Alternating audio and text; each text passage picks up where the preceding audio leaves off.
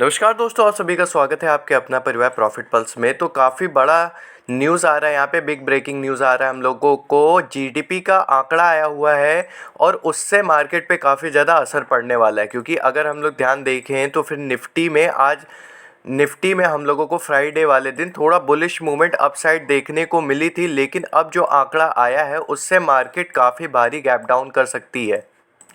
यहाँ पे जो जीडीपी का आंकड़ा आया है उसमें जो ग्रोथ हो रही है वो हम लोगों को काफ़ी स्लो देखने को मिली। भारत की दूसरी तिमाही की जीडीपी जुलाई सितंबर तिमाही में वृद्धि दर धीमी होकर 5.4% पर पहुंची, यानी कि जो जीडीपी की वृद्धि दर है वो हम लोगों को यहाँ पे स्लो देखने को मिली है और यहाँ पे हम लोगों को कम होकर 5.4% पे आती हुई दिखी है। देखो, जब भी कोई डाटा आता है तो उसमें तीन मेजर चीज़ें होती हैं। एक होता है अपना एक्सपेक्टेड डाटा, एक होता है प्रीवियस डाटा और एक होता है एक्चुअल डाटा। तो जो प्रीवियस डाटा था वो 6.70% था और जो एक्सपेक्टेड किया जा रहा था कि जीडीपी में हम लोगों को ग्रोथ देखने को मिलेगी 6.50% की, लेकिन जो एक्चुअल डाटा आया है वो 5.40% आया है, यानी कि ऑलमोस्ट 1% का यहाँ पे हम लोग को डिफरेंस देखने को मिल रहा है। अब इससे क्या होगा, इससे निफ्टी, बैंक निफ्टी और ऑल स्टॉक पे काफ़ी ज़्यादा असर देखने को मिलेगा, क्योंकि ये जो इवेंट था ये हाई इवेंट था। देखो, दो इवेंट हाई है, एक जीडीपी वाला जो कि अपना था, दूसरा इंपॉर्टेंट जो इवेंट है वो है एफओएमसी का मिनट्स। देखो, ग्लोबल इवेंट जो भी होते हैं उससे जाहिर सी बात है पड़ता है इम्पैक्ट काफ़ी ज़्यादा मार्केट पे। एक बार ही उसको मैनेज किया जा सकता है, लेकिन ये तो अपने जीडीपी का यहाँ पे रिपोर्ट हम लोग को देखने को मिला है और ये आंकड़ा हम लोगों को कम देखने को मिला है। तब इससे क्या होगा कि निफ्टी में कुछ सपोर्टिंग लेवल खुल के आएंगे, निफ्टी में यहाँ थोड़ा गैप डाउन भी देखने को मिल सकता है। देखिए, टेक्निकल का व्यू काफ़ी ज़्यादा इंपॉर्टेंट होता है, वो भी देखना ज़रूरी है और हम लोग अपना खुद का व्यू तो देते ही हैं। तो टेक्निकल का व्यू क्या आ रहा है, Nifty could move higher towards crucial hurdle of 24,350, यानी कि जो निफ्टी है उसमें ये जो लेवल है 24,350 का, ये एक हर्डल लेवल बना हुआ है, यानी कि निफ्टी को इस लेवल को निकालना काफ़ी ज़्यादा अब ज़रूरी हो गया है। अगर इस लेवल को नहीं निकालता है निफ्टी तो हम लोगों को बुलिश मूवमेंट नहीं देखने को मिलेगा। कि जो बुलिश मूवमेंट है उसको देखने के लिए 24,350 के लेवल को निकालना काफ़ी ज़्यादा ज़रूरी बन गया है।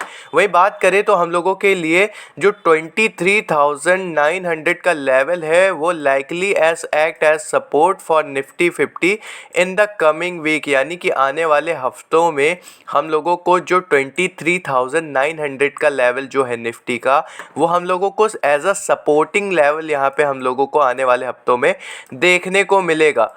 और जैसा कि आपको पता भी है, मैंने अपने जब चार्ट में प्रिडिक्शन करके दी थी तो मैंने बताया था कि जो निफ्टी है वो अपने गैप को फिल करने आएगी और सपोर्ट लेगी 23,900 पास के लेवल को। अगर इसके ऊपर मार्केट होती है तो बुलिश मूवमेंट हम लोग को अपसाइड देखने को मिलेगा और हम लोगों के लिए टारगेट भी खुल के आएंगे और वो हम लोग को डन होता हुआ भी दिखा था। वहीं बात कर लेते हैं, यहाँ पे हम लोग को काफ़ी बड़ी अपडेट देखने को मिल रही है। जो इक्विटी म्यूचुअल फंड हैं उनका जो डिलीवर रिटर्न आया है वो आया है 6 to 14%, यानी कि -6 to 14% नवंबर में उन लोगों का रिटर्न्स आया है। साथ ही साथ जो सेक्टर एंड थीमेटिक फंड्स हैं उनकी जो परफॉर्मेंस है वो आउट परफॉर्मिंग देखने को मिली है, यानी कि उनकी परफॉर्मेंस हम लोग को वीक देखने को मिली है। वहीं पे जो S&P 500 और यहाँ पे टॉप 50 ETF, उसमें 13.89% का रिटर्न देखने को मिला है। लेकिन जो 200 फंड्स थे उन्होंने एक्सपीरियंस किया है निगेटिव रिटर्न्स को, यानी कि उसमें हम लोगों को निगेटिव रिटर्न्स देखने को मिला। यानी कि अगर हम लोग बात करें FI एंड DIs की, तो FI हम लोगों को पिछले कुछ महीनों से आपको पता ही है जैसे कि काफ़ी ज़्यादा सेलिंग करते हुए दिखे हैं। लगभग 40,000 करोड़ की उन्होंने सेलिंग कर रखी है ऑलरेडी। और जो हम लोग के DIs हैं उन्होंने भी लगभग 40,000 करोड़ की बाइंग की थी, यानी कि DIs पूरा कोशिश कर रहे थे लेवल को सस्टेन करने की और वो अभी भी ट्राई कर रहे हैं लेवल को सस्टेन करने की, क्योंकि अगर निफ्टी गिरती है 23,900 के नीचे तो हम लोगों को और भी ज़्यादा फॉल देखने को मिलेगा। लेकिन जो रिपोर्ट आई है उसके अकॉर्डिंग ये जो 200 फंड्स हैं वो अभी भी निगेटिव एक्सपीरियंस कर रहे हैं। वहीं पे एक बारी अगर हम लोग चार्ट को देखें ध्यान से, तो जो मैंने आपको इम्पोर्टेंट सेलिंग रेंज और बाइंग रेंज वगैरह सब बता रखा था, और मैंने बोला था चीख चीख के कि मार्केट में कि निफ्टी इस गैप को फिल करने आएगी, उसने फिल किया। और मैंने यहाँ पे क्या बोला था, अगर इस लेवल का ब्रेकडाउन होता है तभी मार्केट नीचे यहाँ पे फॉल करते हुए दिखेगी और 23,500 के लेवल तक आते हुए हम लोग को दिख सकती है। लेकिन ऐसा नहीं हुआ, यानी कि फ्राइडे वाले दिन मार्केट यहाँ कहीं पे ओपनिंग करते हुए दिखी और थोड़ा सा नीचे लेके अप साइड हम लोग को मूवमेंट करती हुई दिखी। यानी कि जैसा कि मैंने बोला था कि निफ्टी अगर इस रेंज के ऊपर टिकती है और अप साइड मूवमेंट इस रेंज के ऊपर टिकती है और सस्टेन रहती है, तो हम लोग को अपसाइड मूवमेंट देखने को मिल सकता है और टारगेट हम लोग के लिए इस लेवल तक या फिर इस लेवल तक हम लोगों को आते हुए दिख सकते हैं। तो ये रेंज तक टारगेट आते हुए दिखा है, लेकिन यहाँ पे काफ़ी ज़्यादा कंसोलिडेट की थी यहाँ पे हम लोगों की निफ्टी, क्योंकि काफ़ी बड़े इवेंट की न्यूज़ आनी बाकी थी जो कि था जीडीपी, और उसका रिपोर्ट आ गया है। अब इससे हो क्या सकता है कि मार्केट जो है हम लोगों को मंडे वाले दिन हम लोगों को थोड़ा गैप डाउन होती हुई दिख सकती है।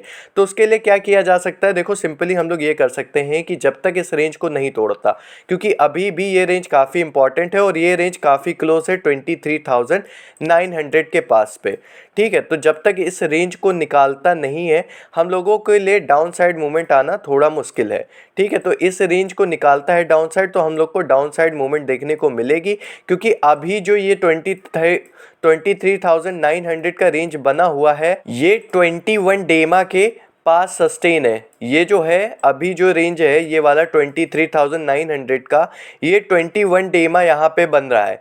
अब 21 डेमा के नीचे मार्केट जाएगी तो अच्छा खासा फॉल हम लोग को देखने को मिलेगा और बेरिश मूवमेंट हम लोग को आती हुई मार्केट में दिखेगी। बाकी डेमा क्या होता है अगर आपको नहीं पता, मैंने ऑलरेडी कई बार वीडियो में बता रखा है, अगर आप चैनल पे बने हैं तो आपको पता होगा, लेकिन फिर भी मैं बता दूं तो डेमा क्या होता है, डे के अकॉर्डिंग जो मूवमेंट होती है, यानी कि 21 दिन के अकॉर्डिंग जो मूवमेंट हुई है उसको 21 डेमा बोलते हैं।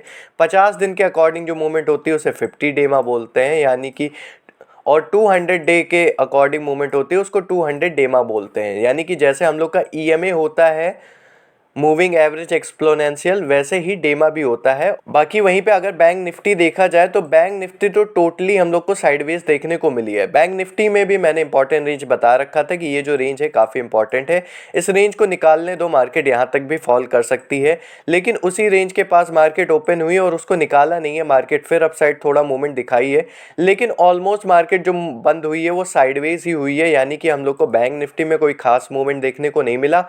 इसके पीछे का भी सेम रीज़न वही है कि जीडीपी की न्यूज़ आने वाली थी। अब भारी गैप अप और गैप डाउन का संभावना बन रहा है। बाकी और कोई इंपॉर्टेंट न्यूज़ आती है तो वो भी आप लोगों को बताऊंगा, तो इसके लिए काफ़ी ज़्यादा ज़रूरी है आप हमारे चैनल को सब्सक्राइब कर कर रखें। मैं एक वीडियो और लाऊंगा जिसमें कुछ न्यूज़ अपडेट और हैं, वो उसको भी बताऊंगा, प्लस इसमें हम लोग बात करेंगे कि मार्केट कहाँ पे जा सकती है और किस लेवल तक हम लोग टारगेट वगैरह रख सकते हैं। तो इस वीडियो में इतना ही, मिलते हैं नेक्स्ट वीडियो में, तब तक के लिए जय हिंद, वंदे मातरम, धन्यवाद।